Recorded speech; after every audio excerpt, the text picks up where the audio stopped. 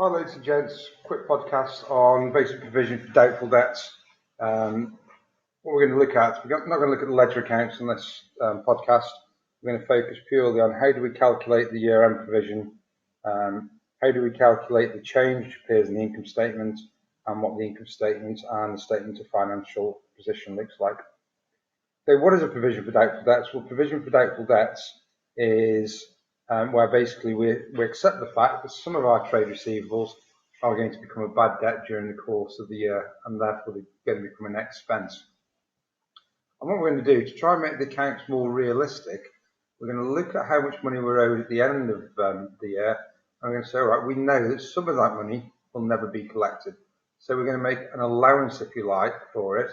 And what that allowance is going to do with that allowance, it's going to reduce the amount of capital that the owner has in the business. So what we're actually doing is, if you like, we're removing capital from the owner's capital into a provision for doubtful debts, and allowing for the fact that some of our customers won't pay us during the year. So first thing, how do we calculate the provision? Well, we know that Archimedes has decided he's going to have 5% of his trade receivables as a provision, and we know his trade receivables are 50,000. So it's pretty straightforward. We're going to do 50,000, in this case dollars, but it could have been pounds, it doesn't make any difference. And multiply that by 0.05, and the answer should come to $2,500. That's how much Archimedes is estimating will be a bad debt from 50,000. Okay, what is the change? Well, this is Ahmed's first year. So the change, well, he started off with a provision of 0, and he's now got a provision of 2,500. So the change is going to be the full 2,500. That's important because the change is going to appear in the income statement. And is it an increase?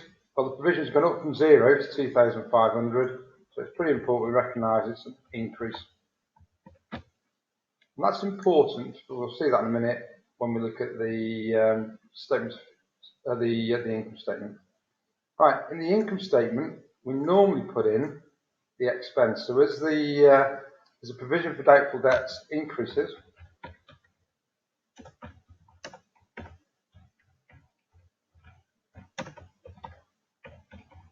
okay, what we'll do is we put in the change every year as an expense. Every year you should see an expense unless the provision has gone down. We'll deal with that scenario in a minute. What happens in the statement of financial position, the current assets, what we're going to do is we're going to actually adjust our trade receivables. So our trade receivables were $50,000, but we've now made a provision of $2,500, and therefore the actual amount that's going to be recorded in the accounts will be $47,500, because what I've done is I've subtracted the provision at the end of the year, the total provision, away from the trade receivables. Okay, slightly different scenario now. Okay, second year of Archimedes trading, and what's happened is he's got his provision of $2,500 from last time. He now needs to create a new provision. So the new provision is going to need to do 60,000, and he's going to need to times that by 5%.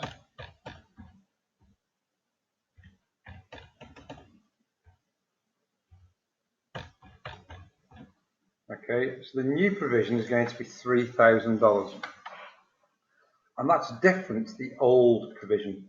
So at the end of the year, he needs to have $3,000 worth of capital stored away in the provision for doubtful debts rather than 2,500. So there's been an increase of $500 in that provision.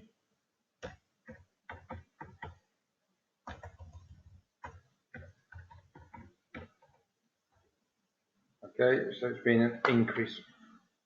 So expenses again, you're going to have a provision for doubtful debts.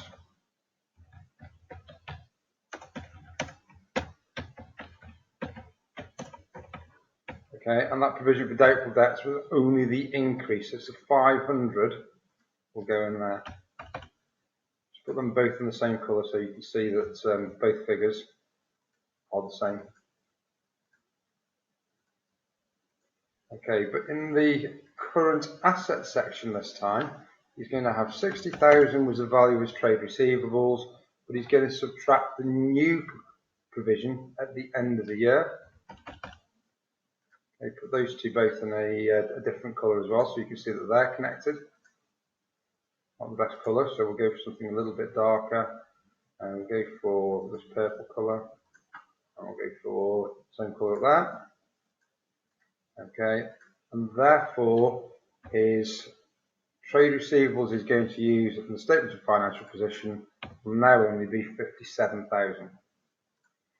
One final possible scenario you might look at, so we've looked at a scenario where it's a new business with no provision, a scenario where the amount of provision goes up, and it's also possible there might be a scenario where the provision goes down.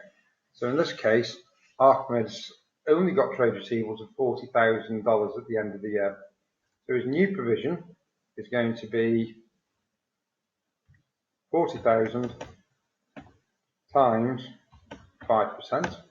So his new provision is only going to be $2,000. It's gone down by 1,000. So the change is 1,000, but this time, which is important, it's a decrease. Now it doesn't have any effect on the statement of financial position. We're still going to put in trade receivables per the account, and we're still going to take away the year-end provision, which is now going to be 2,000. So there's total provision, there's total trade receivables that we're going to use in the accounts will now only be 38,000. Okay, I'll put those two colours again in a different colour. We'll go for blue, and we'll go for blue. So those two are the same, but now we get on to the one that's a little bit different, and that's your the amount that goes into the income statement. I'll just put that in red. Okay, and what we're going to do, because we've had a decrease in the provision, what we're actually effectively doing is taking some capital out of the pot that we've ring-fenced called provision for doubtful debts, and we're going to give it back to the owner. So it's like the owner is getting some additional income. So we need to add the 1,000 onto the gross profit, because we are going to increase the amount of money available to the owner. I've put in brackets here, decrease in provision for doubtful debts. It doesn't mean decrease here, doesn't mean less. It means because it's a decrease, we're going to add it on to additional income. Why do we do this? Well, there's something called accounting concepts in accounting, and there's two involved here really. There's one called prudence, and that says we should never anticipate profit, ignore foreseeable losses, or make the business look better than we really are. So that also means we shouldn't overstate our assets or understate our liabilities. And in this case, what we're doing, we're creating a realistic value for our trade receivables because we know we're going to get some bad debts. There's also the matching concept, also called the accruals concept. Okay, and it states the cost of the period must be matched against the revenues of the same period.